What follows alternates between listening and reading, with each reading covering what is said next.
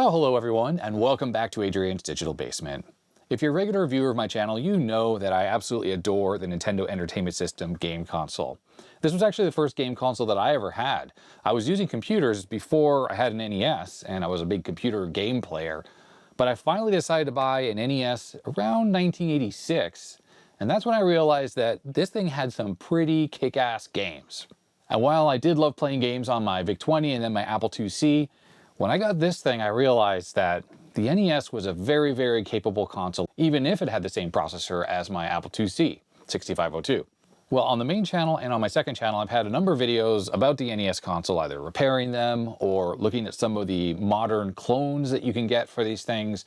But what I want to look at today are a couple hardware-based clones that came out for this console after its patents expired. Now, these two consoles aren't like the stuff you see a lot today, which are FPGA-based or software-based emulation. These are some kind of Nintendo Entertainment System replicas, and I'm pretty sure these were both sold in stores, so these are not illegitimate. They came out after the patents expired for the NES, allowing companies to actually make clones of them. What I'd like to do is take a look at these clones, see how they're made inside, like if it's just a blob or it actually has some proper chips in there, check out their compatibility, their build quality, I don't know, just kind of check these out. I'm not sure you can still buy these anymore. I think both of these consoles are about 15 years old, although I guess we'll figure out more once I open them up. So without further ado, let's get right to it.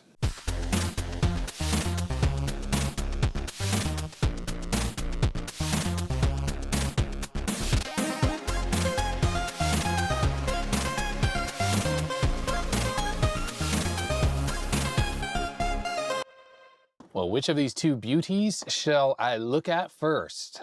Well, let's go with this one since it looks a little less professional on the full box.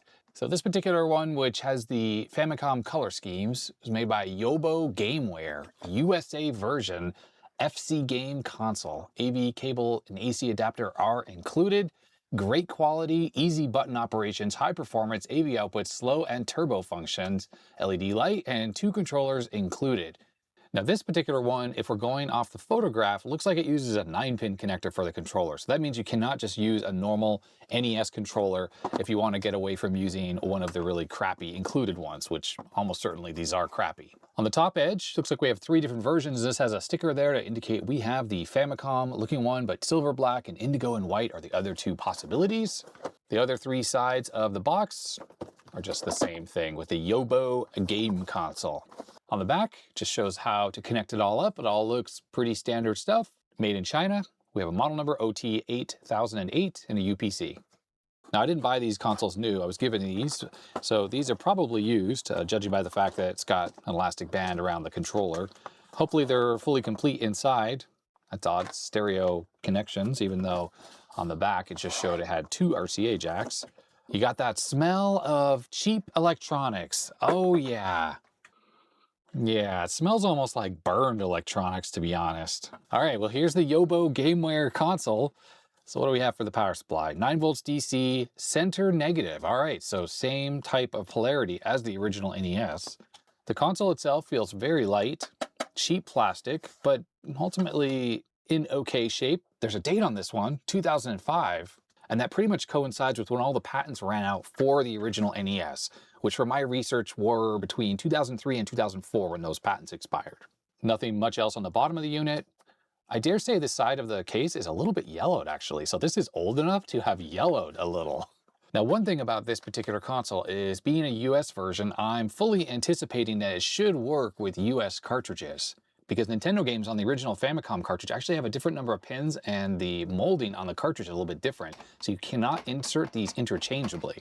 But if we take this game cartridge and plug that in, yeah, that goes in perfectly and gives us a little bit of a top loader. So I must say the connection of the cartridge inside the console is very firm. In fact, I'm kind of having a hard time getting this out of here. And there's no eject button or anything like that. So I assume you just have to pull this out. So we have a power switch, which is probably backlit, a reset button, kind of cheap and clicky feeling. And when you look at that, they are not D-sub connectors. They are the same connector as was used on the original NES. So I can plug in an original Nintendo controller into them. Well, that's nice. big improvement from what looks like just normal D-sub connectors on the box, at least. And interesting is even this picture, which looks like a photograph, has the D-sub connectors. You kind of saw this before, but we have our DC input and our AV output. No RF built into this unit. Taking a look at one of the included controllers on the back, it just says Yobo Gameware FC Game Console, same model number with a 2005 date code. And yeah, the D-pad is terrible. This one must be bad. Pushing to the left feels fine, but doesn't work pushing to the right. Let's try the other one. No, that one is just as horrible. There's really like no click for some reason. Buttons feel fine. Start selector fine. You might be wondering about the slow button. Almost certainly what that does is toggle the start button very quickly. That was something that I remember from back in the day when I was playing on my NES. Some of the aftermarket controllers had that functionality, and a lot of games, when you push the start button, it's pause. So if you push it very quickly, it actually has the effect of slowing the game way down if the game can accommodate you pushing the start button super, super quickly, which is what this does when you push slow. The way this is constructed is really strange. The D-pad is not sunk into the plastic. It's very odd. It's like almost like it's a little joystick.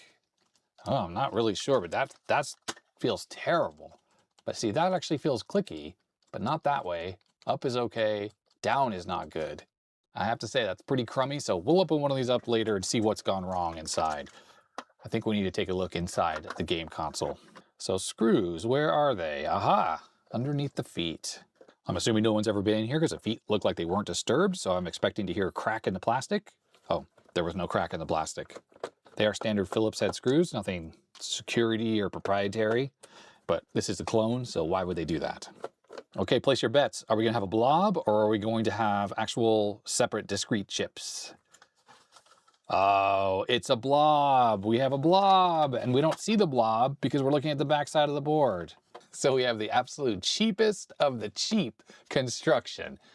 Look at that, not even a heat sink or anything on the voltage regulator 7805. At least there's a diode for protection. That's a bonus. Tiny little capacitor there. Main board will have the blob on the underside, and almost certainly there's another version of this that has a normal Famicom cartridge, and then we'll have another top case molding to accommodate the fact that the cartridge has to go in the other way. And since we have a separate little PCB for the controller ports, if they had the version with the 9 pins, like to save even more money, then that could have been swapped out pretty easily.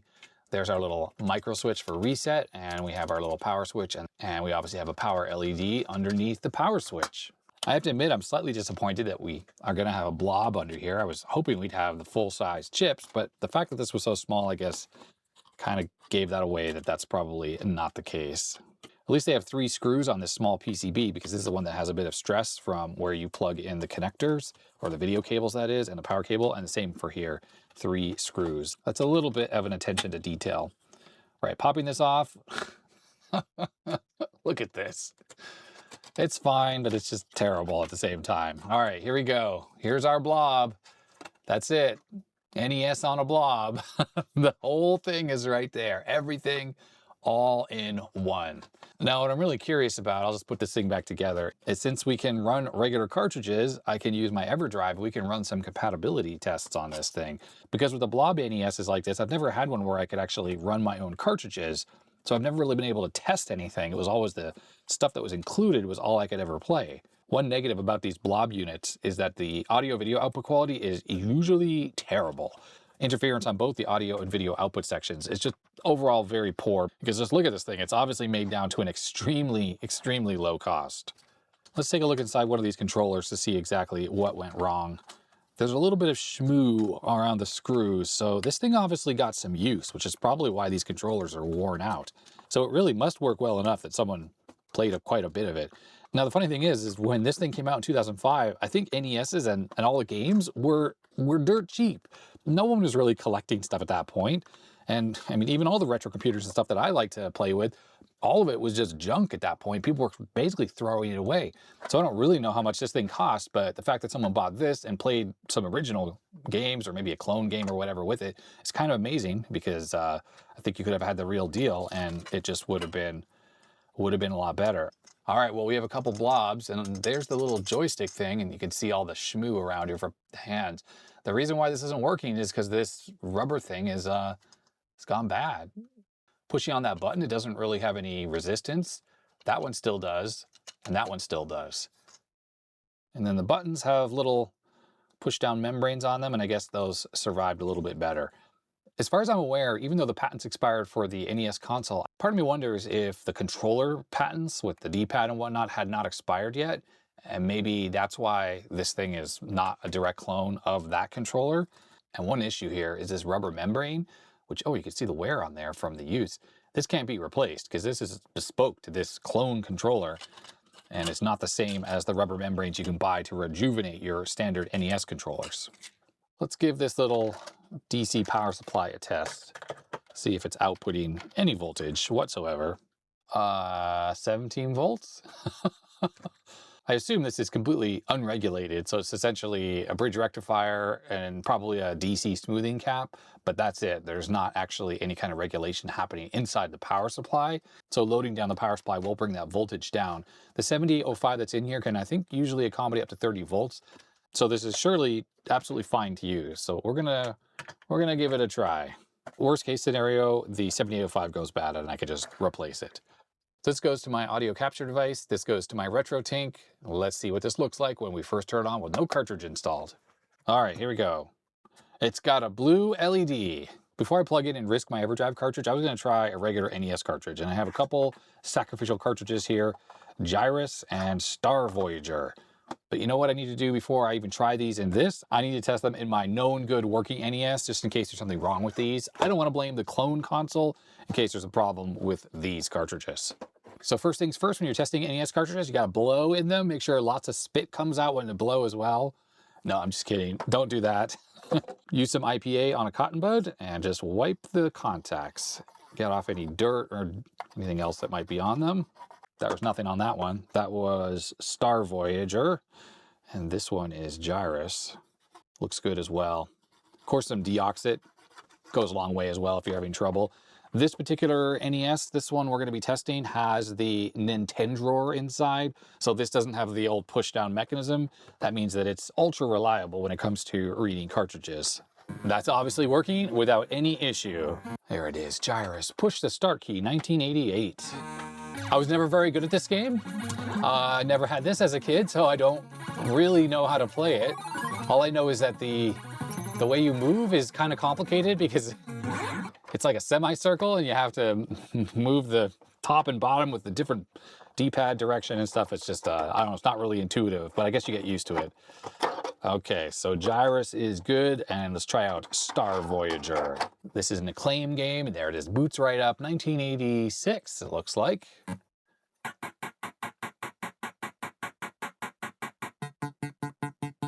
I had heard of Gyrus, but to be honest, I've never heard of this Star Voyager game. So I can shoot, I can move up, down, left, right. Am I supposed to shoot things? I have no idea.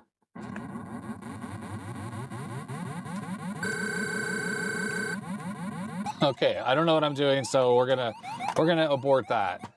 Okay, back to our little cheap Yobo Gameware game console. Let's pop in Gyrus. Nice firm connection again. And I'm gonna plug in an actual true NES controller since the other one is so crap.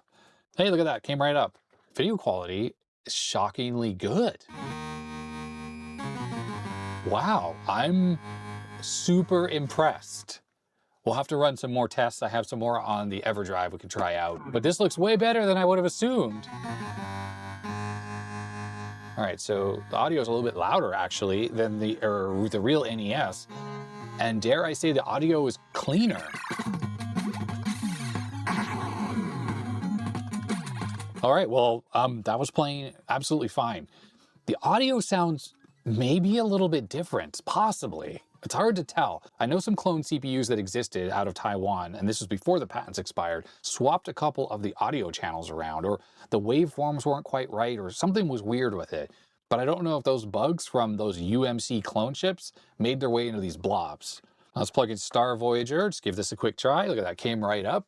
The image quality looks completely fine. I see, well, maybe there's the slightest of jail bars that probably, well, there's jail bars even on the original NES.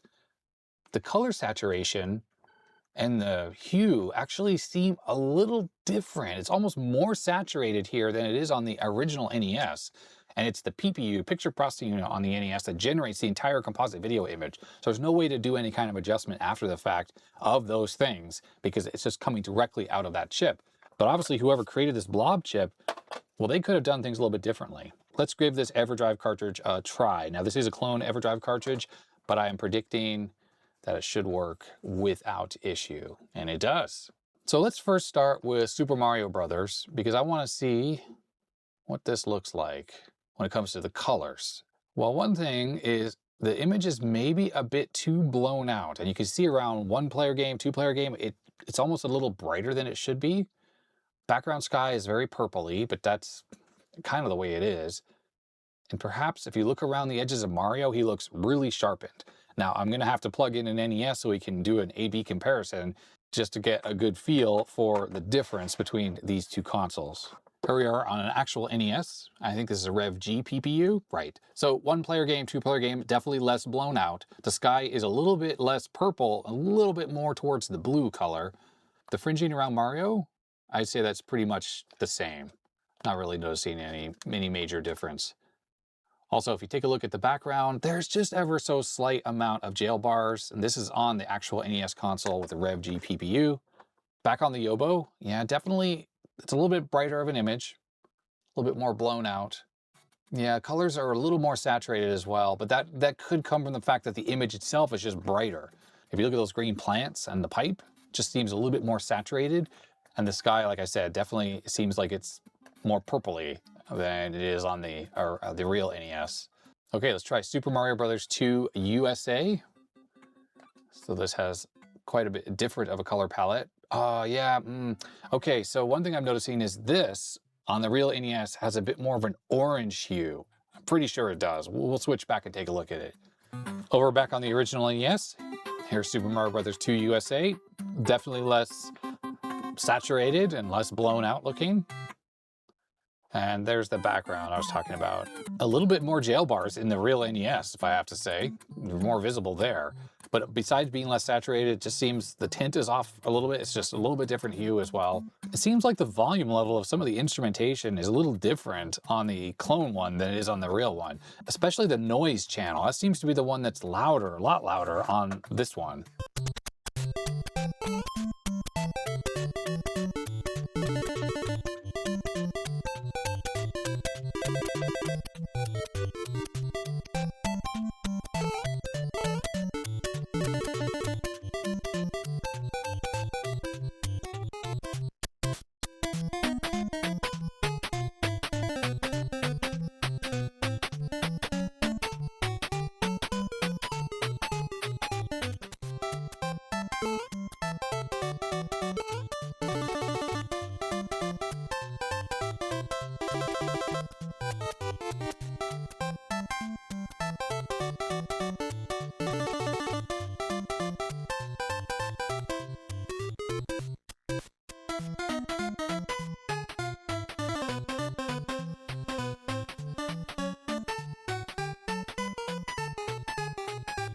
So hopefully you could hear from the direct audio capture that back to back, the audio on the clone console is definitely louder, but some of the channels are louder, and I think it's a little bit off-putting actually how loud the noise channel is, because that's used sort of for cymbals and those types of sound effects.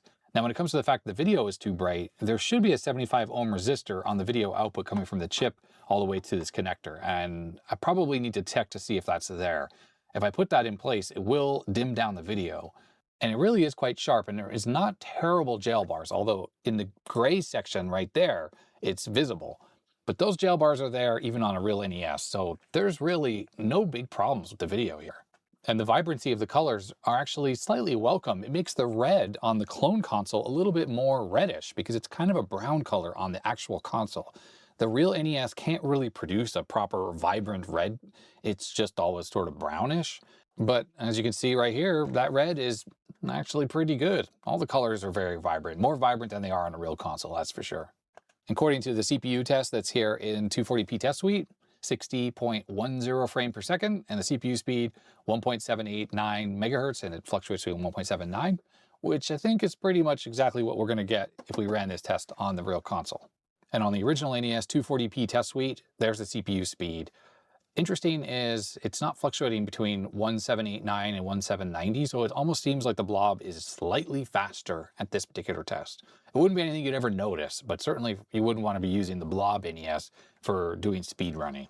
All right, taking a look at the serial analyzer, everything looks good. Let's plug in one of these clone controllers so we can see exactly what it's doing. I'll plug this into the second port. Okay, there it is on 4017.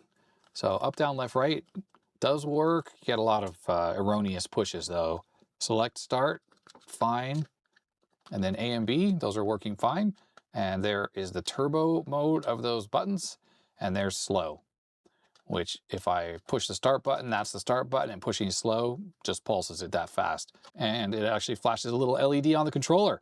Now, interesting is I just accidentally touched this, and that is insanely hot. And of course, that is because you should never have a 7805 in free air, not if it's dissipating any amount of power. And it's quite possible that this cartridge here, which has FPGAs and stuff, is really pushing that to the limit. I went into my parts bin, found this heatsink, and I just stuck it on there. It's going to be better than nothing, at least for testing. The next test I want to run on here is Accuracy Coin. This is a great compatibility tester, and a link to the GitHub repo where this comes from and the video that goes with this. And this runs so many tests, I think like 131 tests or so on the NES, just to see how compatible it is. Now, main point of this particular test is for emulators, just to see how accurate they are compared to the real NES. Now, running this test on my NES with a RevG PPU, and I don't remember which CPU I have in here, one of the tests fails. But I'm pretty sure that's actually normal, or it might be because I have the Everdrive. I can't remember if it's the Everdrive or the RevG that causes one test to fail. But let's see how close in compatibility this clone is to the real NES with the RevG PPU. That is obviously a lot of incompatibility compared to a real NES. So these are the results from the blob NES, 111 passed out of 131. And here's the real NES, 130 passed out of 131. Now, if you're wondering why everything looks so sharp, by the way, on the real NES, I was capturing this over Luma code, which is why there's no dots or whatever. But those results are substantially different. Now, will this make games not work properly? I don't know, but it's possible. So with Accuracy Coin, you can run the test individually. So let's go through the stuff that actually fails. So open bus and unofficial instructions. I guess the CPU core is maybe a 65C02 as opposed to a 6502 with those undocumented instructions. And then the open bus failure has to do with the way the CPU behaves when it's reading memory addresses that aren't connected to anything. So no SRAM, no cartridge. That wouldn't really have an effect on any game. That would only have an effect on someone trying to do like arbitrary code execution, which relies on that open bus behavior to load arbitrary code into games and stuff like that. Everything on page 2 passes. Everything on page 3 passes. Same on page 4, page 5, 6. So yeah, just make sure the CPU core is really executing these instructions correctly. Right, here are some actual failures on some instructions. Now, what does that mean exactly? I don't know. Will this affect games? I don't know. On the next page, we also have 2 more failures. Page 12, everything passes. Page 13, we have APU register activation and DMC DMA bus conflicts. Address 4016 double read like NES implicit abort behavior 1. So certain NESs have a problem with the way the DMC sound channel works, and when you use it, there's some kind of a DMA problem that causes controller reads not to be done correctly, and you have to read the controller multiple times in order to get a correct result.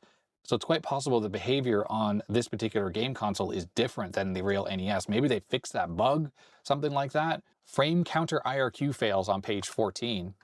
Everything on page 15 is working okay, but we're getting PPU read buffer failure on page 16 and palette RAM quirks also not working. Next, on page 17, we have NMI at V-blank end failure and non-maskable interrupt disabled at V-blank. Page 18 has failures as well, address 2004 behavior, OEM corruption, and increment 4014. That seems to not work. I'm just running that test again manually. Blanks the screen while it runs.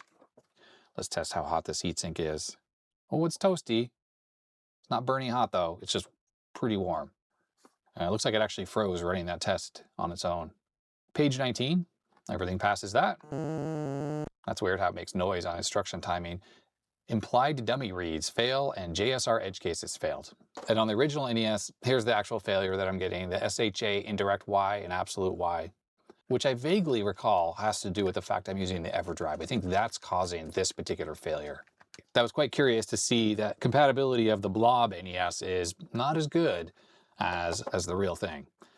Let's try flowing palette. This is going to use some quirks of the PPU to draw all the colors on screen at once. And I'm really curious to see if this actually works. Ah, I think this is working. Yeah, this looks like it's actually working properly. It really highlights the fact that the colors look a lot different on this blob NES, a lot more vibrant than they are on the real thing. I'm going to turn the audio down so we don't have to hear the noise it makes. This is using some kind of trickery to be able to draw all these colors to screen at once. And the trickery is such that when you have an NES RGB added, it doesn't display anything here. Also, even the Luma code is not able to properly decode this demo. You get some colors on Luma code, but it's really not working properly. But I sort of remember whenever using an RGB modded NES, doesn't show anything here properly. The colors, on the other hand, are just super duper vibrant on the blob NES versus the real thing. Let me switch over to the real thing so you can see how this looks on a real console. All right, here's that same demo running on the real console. Now, this part's going to look exactly the same, just a lot less vibrant.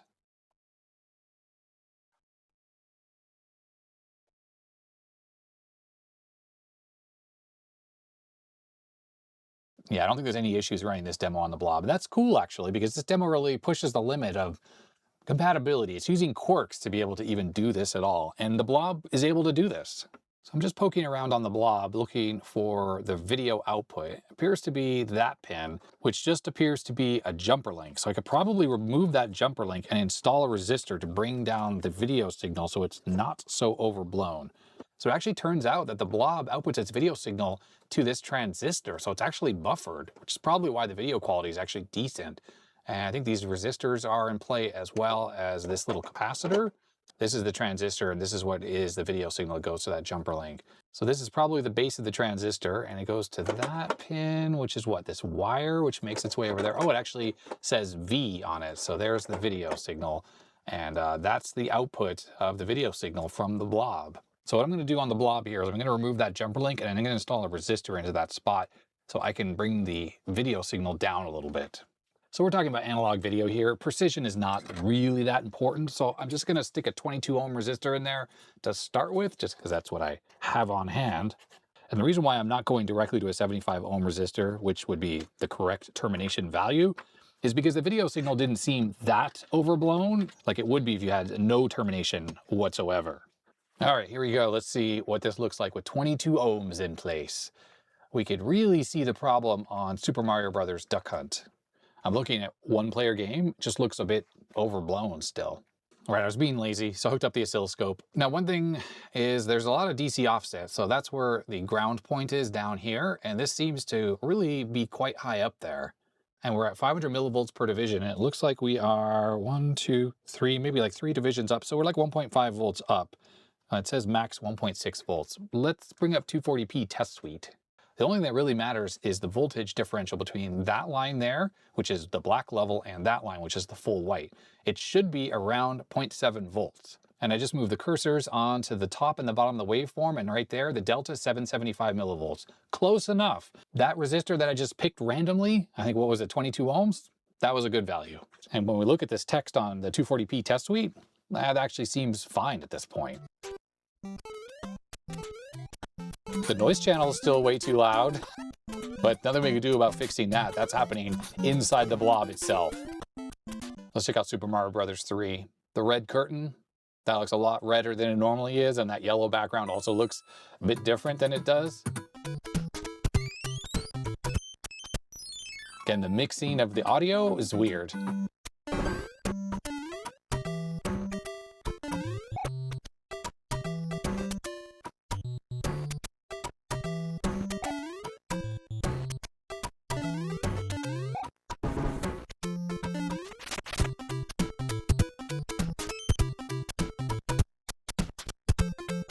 It's almost like the DMC sound channel is a little crunchy sounding as well when we were on the level 1. I don't really understand why the audio mixing sounds like it does.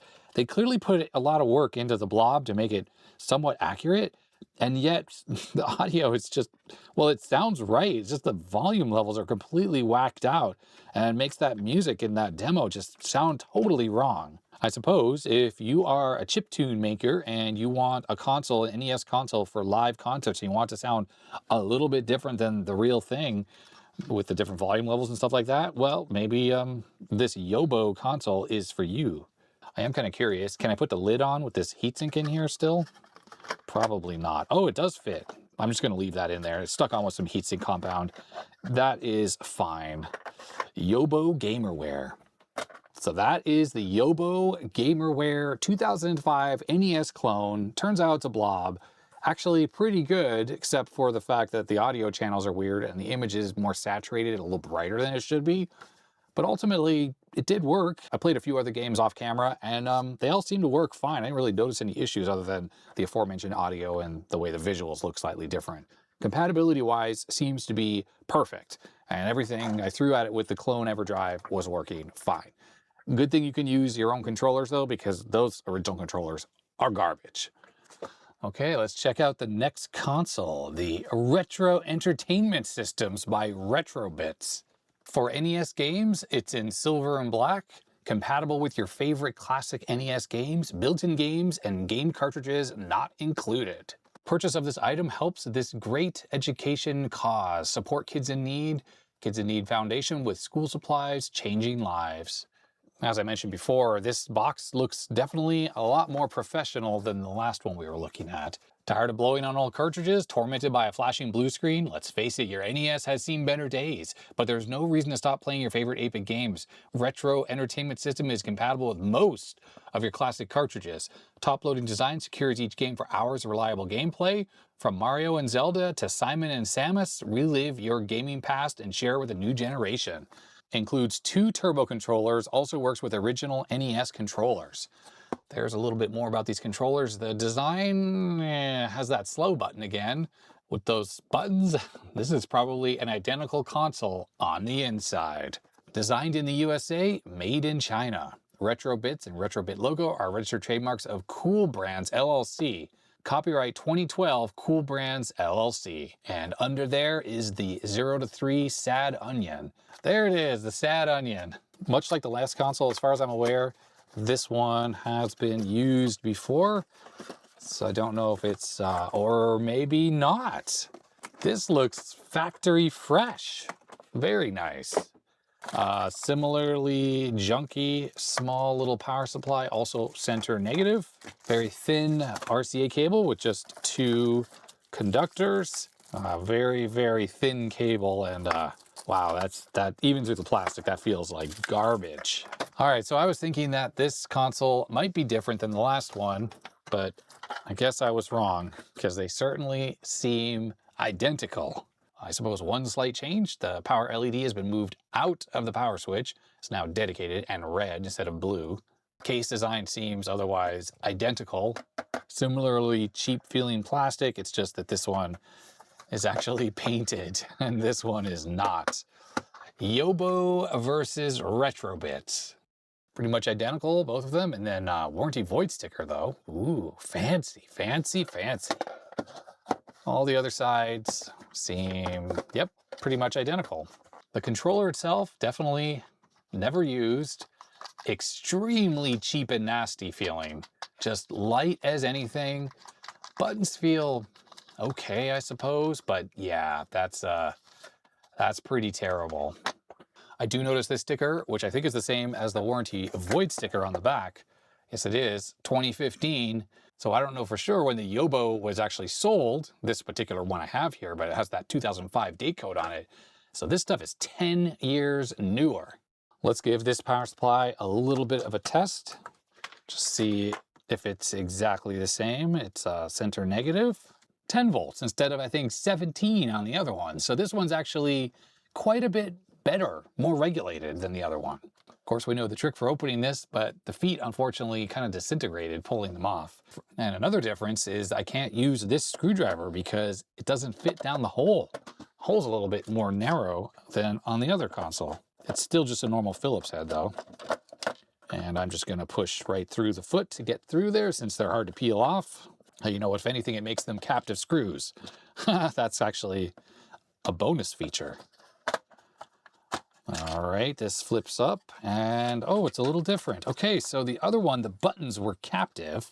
The reset button is actually of higher quality than it is on the other one. How interesting. There are positions for extra switches. That means that these 3 boards were almost certainly inserted into a bunch of different case variants, and some of them needed those power switch and reset switch just to be in different positions. Look at the LED, just hot glued on. That's so cheap. This thing is built down to an incredibly low, crappy cost. Is it me, or is that screw almost slightly stripped out already? Right off the bat, one thing I'm noticing is that I don't think they even bothered with the video output as amplification circuit. That transistor there at this cap. Yeah, why even bother? We have a 2006 date code there though, so this is a later revision, I suppose, than the other one. Voltage regulation just sucks. There's no T7805, no full-size one, just this little tiny package and a little tiny diode there, a couple extra caps. On this board, where we had the video amplification circuit for the blob, there just isn't one here.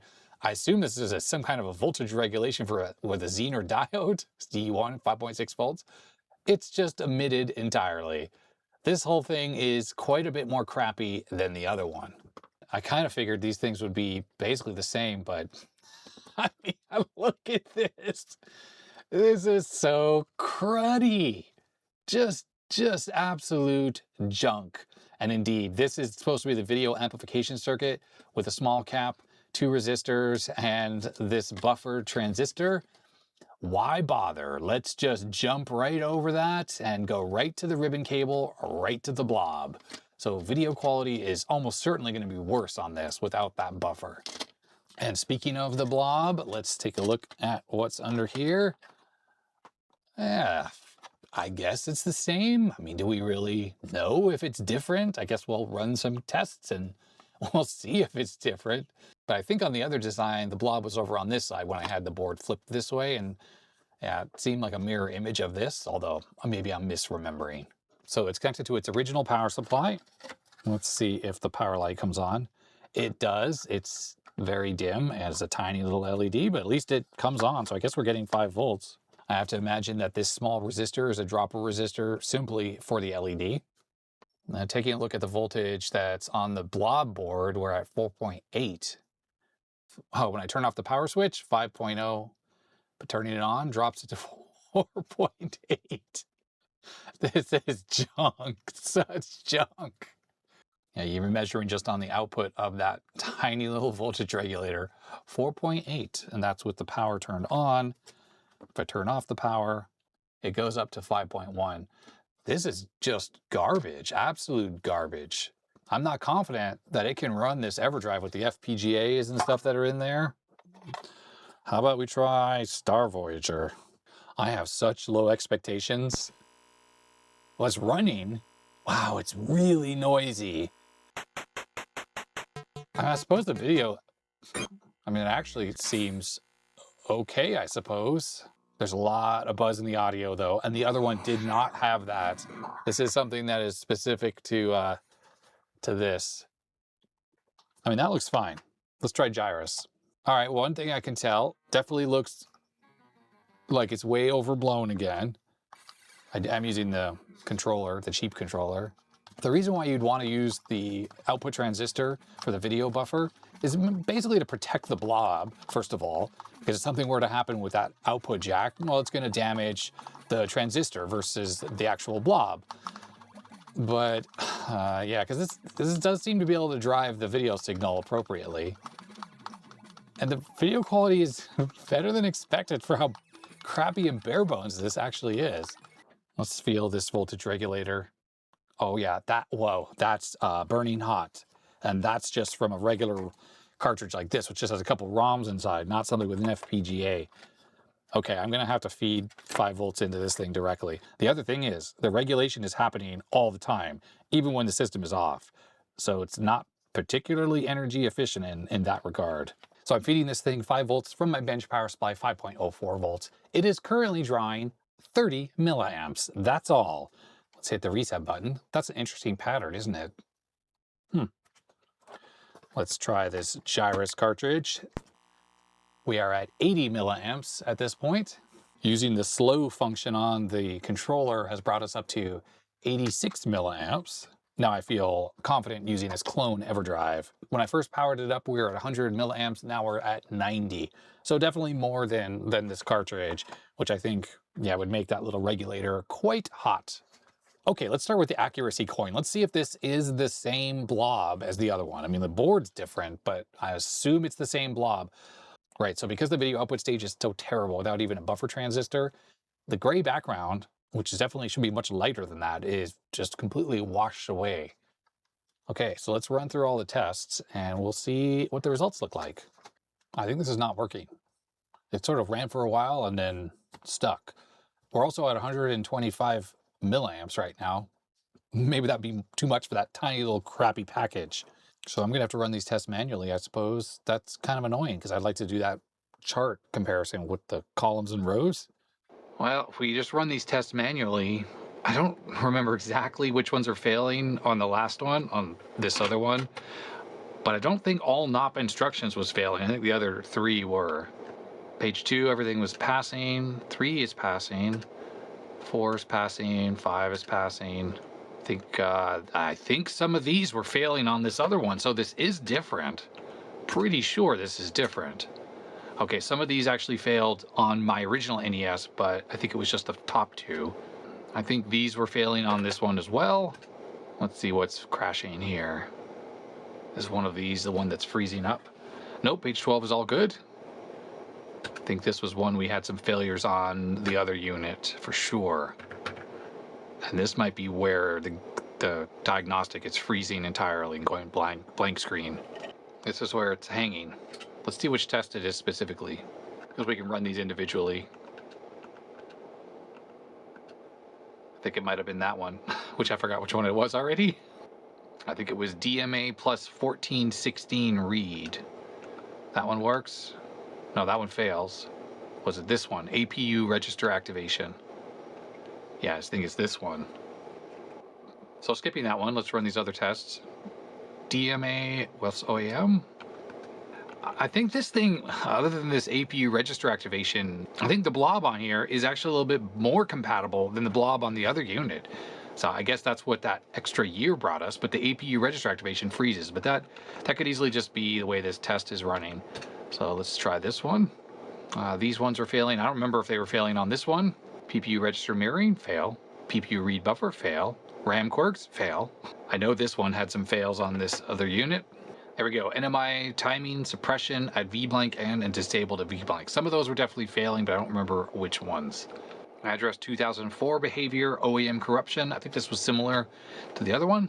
Composite PPU detected. Now I think that's versus the PPU that's in the arcade version of the NES. So that was an RGB one.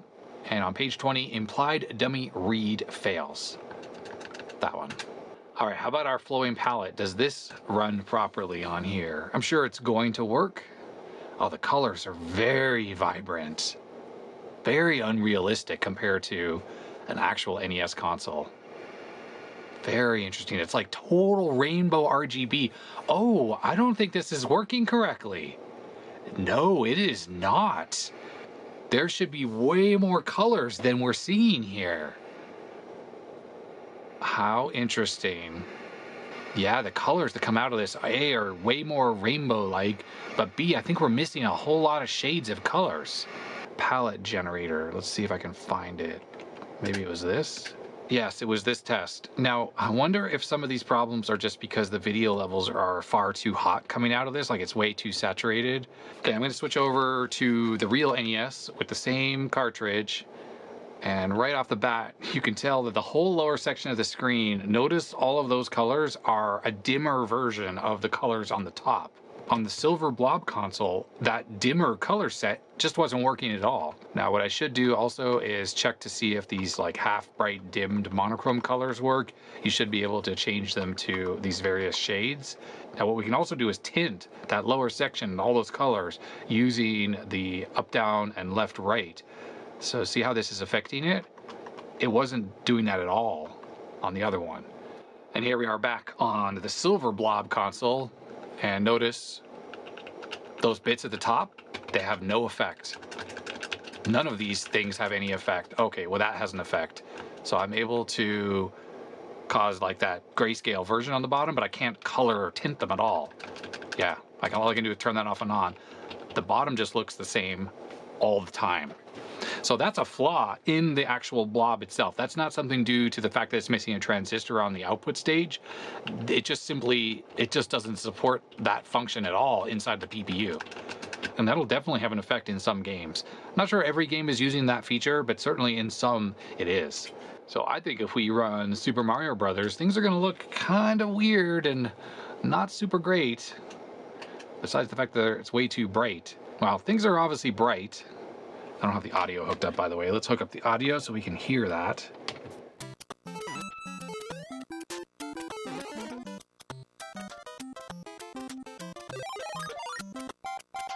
Okay, something is weird with the audio too. So it sounds like the noise channel is still too loud, but when I hit the coin sound is completely weird and wow, this just looks horrible. I can't even believe this is even similar to the other one. All right, well that's absolutely abysmal. Let's try Super Mario Brothers 2 USA. Let's see how this sounds.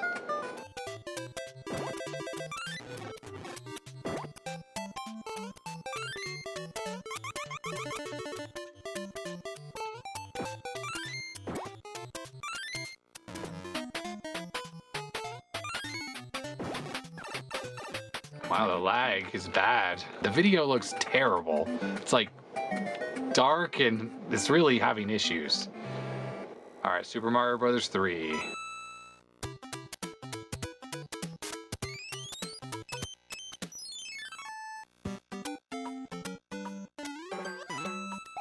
It's got the weird coin noise here too. Now, one thing I'm curious about, perhaps I can rebuild the video circuit on here by just copying what's on that one. I think I just noticed this. Look how much ribbon cable's in here. Like, why is there so much? All right, so this is the clock circuit, which, oh, I forgot to check the CPU clock. We'll check that in a second.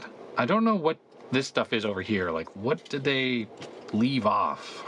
So these are the 4 connections from the ribbon cable, and they're matched up to this. So that pin goes to there. This is the 5 volt. That's where I was inputting 5 volts directly into it. And that seems to go over to that little transistor. So I assume this is a voltage regulation circuit.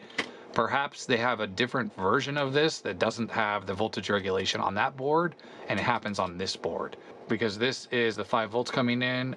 Right now it goes to that middle pin, and there's a jumper from there to there. And this just goes around into that pin, which goes to this board, which I have to assume goes to the power switch. And then that feeds the 5 volts back into this board to power up the blob and the cartridge. So they just left off this voltage regulation stuff. Now this is the external oscillator circuit, as I mentioned. So there's the crystal. I can't quite read what it is, but those caps and this make up that little resonance circuit for clock input to this. Now this cap and that 104, this is on the video and the audio output, actually, right there. Because this is the ground pin, the second one over from the right, but then there's video and audio that make their way over to this. I think this large cap, the electrolytic, is probably for the video circuit. So it's this one that goes to that pin. Let's just trace that out.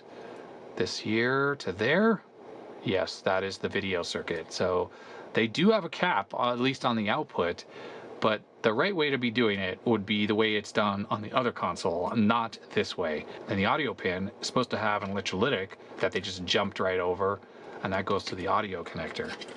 All right, so I sketched out the video output diagram from the red blob console. So video output goes to the base of this transistor. On one side, we have 5 volts, where there is a 104 and a 47 microfarad cap. I don't know if that's necessarily part of the video circuit, but it is on there. There is a bias resistor up to 5 volts or 1K on the base of that transistor. And then there is the output that I have where I put a 22 ohm resistor, and there is a 10K to ground. All right, so the question is, can we replicate that on here? I think so. Looks like it has the positions for all of those components. I just need to clear out the holes that are on there. The transistor would go there. The 104 capacitor would go there. The larger electrolytic is that one that goes between ground and 5 volts. The transistor has a different footprint because the base is right there. That's the output of the blob that comes up to the board. There's no position specifically for that bias resistor. That middle pin is hooked up to 5 volts, which is the red wire there. And then the RCA jack output is right there, and there should be a position for resistor R1. So I have a position to put a 10K resistor to ground there. I can put the 22 ohm resistor in that position. And for the 1K bias resistor, just to replicate the circuit, I'll just have to add that somewhere else on the board. Like from right there to right there. That's 5 volts, this part. Okay, everything's been modified. This is what I ended up doing. So the video input that comes from the blob, I added, well, there was already a 100 microfarad cap. I swapped it out for a 10. That is this one. So it says 100 there. That's now a 10 microfarad. I think that was causing some of the video problems. Then makes its way over to this little board, and I installed an NPN transistor in this position here. Can we see which one I added? C1815. The way it works is the connections are BCE, base collector emitter. So the base is what goes to the blob board. This is the video input, makes its way there. This is the 10K bias resistor. Sorry, it's a 1K bias resistor. That's it right there to 5 volts. So this is 5 volts right here where the red wire is.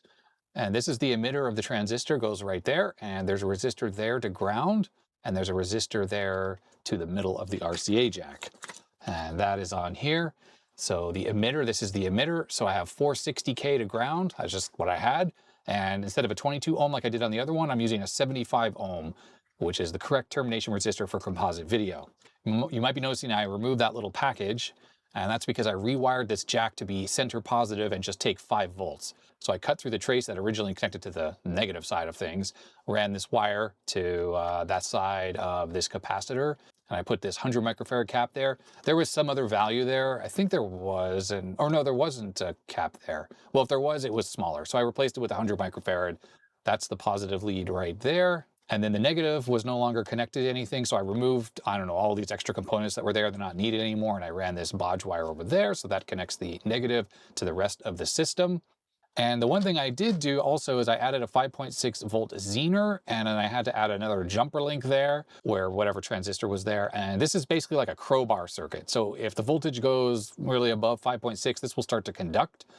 And then this will just short out because it's a very small one. So this will create a short, which should just bring that power supply down, basically keep the console from working, just prevent it from getting over voltage since there's no longer any regulation. And now this is 5 volts input. Now, what I did not address is the audio at all. Now over here, this is that cap I switched out where instead of 100, I put a 10. The 104, this is on the audio side, and I don't know what we can do to really fix the buzzing. I think the buzzing problem is really mainly just due to the blob. Now, actually, I just took a look at the other board. Now, this little cap right there, C3 that's bypassed, that's 1 microfarad on the other one. So I'm just going to replicate that. Maybe that has the effect of reducing some of the buzzing. I don't know. Why am I going through all the trouble to make this better? I don't know. Probably just because it's weird and I like clone stuff. And if I can make this just work a little bit less crappy, then that's job done in my opinion. So ridiculous how obviously they had accommodations for this stuff on the board and they just didn't even bother. It's so ridiculous. Okay, so if we plug the video in, I need to plug in the audio so we can hear that. One thing that's pretty ridiculous in a way is because this amplification circuitry is on this board, it's powered up all the time. It's on the blob board on the other unit. Therefore, the amplification for the video and stuff doesn't get turned on. Well, this little circuit uses up 30 milliamps when the video cable is connected. Since this has a 75 ohm load on the other end, that does cause some power draw. So we'll plug in the Everdrive, since I know I'm giving this thing exactly 5 volts. And right off the bat, I'm going to say that video, that looks quite a bit better. So one way we can tell easily enough is we go to testing. And remember when we were looking at the accuracy coin, the gray background was pretty much invisible. It's still pretty dark. That might have to do with the fact that the color palette on this blob is still messed up. So it looks like it's working as expected. So let's exit out of that and let's check out the palettes. So it was here in the palette generator. I'm sure there's not going to be much of a difference. Let's see. Ah, yes. Okay. The bottom section there, when all the bits at the top where it says E111 are set, that should be dim right now. And it's not. So this blob just doesn't have the capability of dimming that whole section. Now, the good thing is, if all these colors were visible, the brightest shade, the lightest shade that's there, that's the rightmost box, they were completely washed out and I couldn't really make out what those colors were before I put in the little buffer circuit. But with the buffer circuit in, it looks good. But unfortunately, the shading doesn't work at all, which is just a fault of this blob. We can do monochrome mode, but it does not support the shading of the monochrome mode, which it should, using those E bits. So yeah, this thing is not a good emulation. Not a good emulation at all. Okay, so let's start with Super Mario Brothers. I think most games don't use these extra colors, like those different shades and stuff. Ah, it looks so much better. It was looking all messed up and washed out before. I mean, didn't fix the sound, and that's still bad. It just looks better now. I'm gonna say at the top of the picture, where the time is, that's still a bit brighter than it should be. It should be just a uniform kind of blue-purple color. And it's not. That's interesting. That just must be the blob itself that's causing that. So again, it's brighter along the top part of the box there. That's interesting. There's also quite a lot of buzzing in the audio.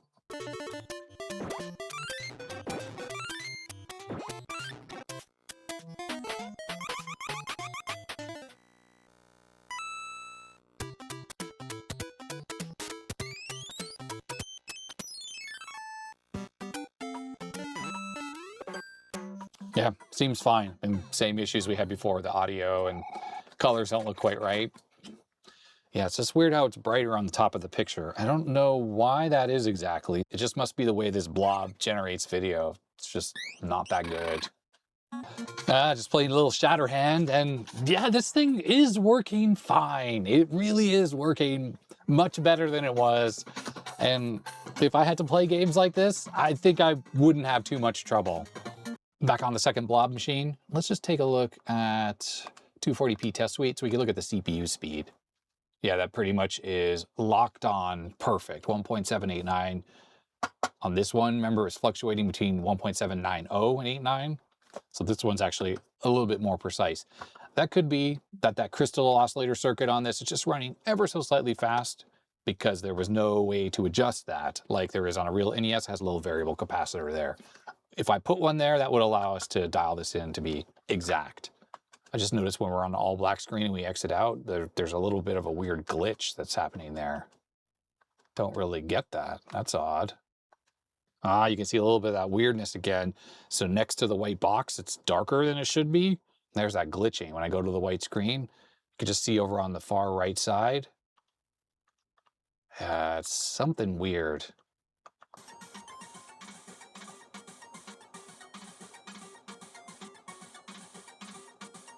I'm taking a look at this Mapperless demo just to see if it's working properly on the silver blob machine.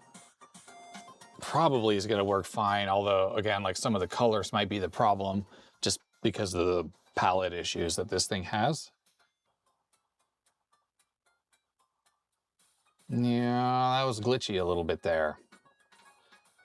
That was as well. Look at this, completely glitchy. Very interesting. So in a way, I need to check to see if this demo runs any differently on the other one. Oh yeah, this is a mess as well. 420 colors. Yeah, well, not quite, because of course the palette's broken on this one. All right, let's switch over. Incidentally, if you're not familiar with this demo, it's called Mapperless, and it just runs in 40 kilobytes. So just like the original Super Mario Brothers doesn't use any mappers to do bank switching, it's just trying to show off what you can actually do with just 40 kilobytes on an NES. So this could have run, you know, back in the day. All right, this part was working fine on the other NES. This part was glitching out badly. Okay, so that works better. That was not working correctly on this. It was kind of where the Famicom cartridge was, had weird lines and stuff going through it. This part here was working generally fine on the other one, but this is where we started having big issues. Look, it's fine. The fact that the text has weird stuff on it, that was like that on the real NES. But that spiral effect is completely running perfectly on this blob, while it doesn't work at all on this blob. Now, this might be normal, the way it kind of got staticky. We're going to have to run this on the regular NES to kind of see if this part also is weird. But at least all the colors are showing, but the bouncing around seems quite odd. On the real deal NES, I think everything here should look the same, except for the colors being less vibrant, and the whole thing is a bit less oversaturated, over bright compared to these two. It's funny listening to the music, it sounds better on the real deal just because of the noise channel, especially on this red and white one. And the other one, the noise channel's weird, but so is some other channel too. It just sounds funky. All right, so here's the more technical part of the demo. Okay, yeah, see how the letters are having issues there a little bit? It did that on this top one as well. This is on the real deal. But, okay, so that gets staticky. Okay, so this red and white one does that whole section well. Ah, this is also a little glitchy as well. Very interesting. It's a little different looking than it was on this top one. The bottom one just totally couldn't do it at all, though, properly. Very curious. Okay, well, that's going to be it for this video. I think I've sort of explored these two Famiclones as much as I can. It was really interesting to kind of see what 2005 and 2006 Famiclone technology really looked like. Even though this had the date sticker of 2015 on it, the silver black one, the PCB markings inside were 2006. I'm really quite curious about the whole blob NES thing. Who designed this blob? Who took the entire NES and condensed it down into a single die? I assume it's a single die that just sits on a PCB under a blob. Like, ultra low cost manufacturing. The reason why it's not in an actual package is because it would have so many pins that it would be expensive to make. So it's just much cheaper to have a blob like it's on both of these. But then how curious that the older blob in the 2005 one is better than the one on the 2006 one. Why is there even a difference? The video, other than being oversaturated and maybe a little bit bright, certainly has all the capabilities. It generally works well, but the compatibility is just worse on this one. Of course, with the colors missing, and then you saw the demo was all messed up, and there's probably certain games that also won't work very well. Not to mention the compatibility test didn't even run properly on here, and on this, there were lots and lots of failures, but at least it completed. And compared to the regular NES, where there's just a single failure, obviously from a compatibility standpoint, these aren't quite there. But it's still a technical marvel that a blob exists. I mean, there's a 6502 core inside of there, and a PPU, and the audio processing unit, SRAM, like the whole 9 yards of what makes an NES is all inside that little blob. Would I recommend ever picking up one of these? I'd have to say no. While these things are inexpensive, and I have a feeling that those all-in-one consoles that have a whole bunch of games on a flash chip are probably derived from the blobs that are on here, or potentially are the same ones. It's just that not being able to run your own cartridge means you can't run your own compatibility tests, so you can't always tell where the compatibility issues lie, like we can with this, since we can directly compare the same software between these and the real NES. But there's a video on my main channel about the modern clone, the Lava RSC, which you can buy from AliExpress. That actually has actual Rico chips on it. So full 100% compatibility. It has RGB output on it, S-video output, good composite output. The audio quality is really good. The whole console is really good. The only negative about that thing, of course, for us in North America, is it's got a Famicom cartridge slot. So all of your regular NES cartridges will not work in it unless you use an adapter. It's also kind of expensive, I suppose, and I don't really know how much these actually cost, if you can even still buy these. The silver and black one had a price tag of $15 on it. So wherever that was picked up by James, who gave these to me, well, that's how much it cost at the time. But with a price tag that was handwritten like that was on there, I'd almost think that it was at a market or a thrift store or a swap meet or something like that. As I said, I have no idea if you can still buy these, and they're really just a curiosity to me more than anything. And I'm glad I have them.